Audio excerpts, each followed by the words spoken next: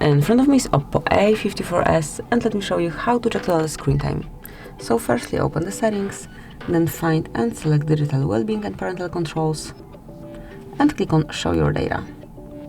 And here you've got the statistics. If you'll tap on it again, you will be able to read some info from the past. So here you will be able to reach the previous days of usage, and a bit lower you've got all apps and your time of usage. For example, today only settings been in use, however you've got all other apps listed.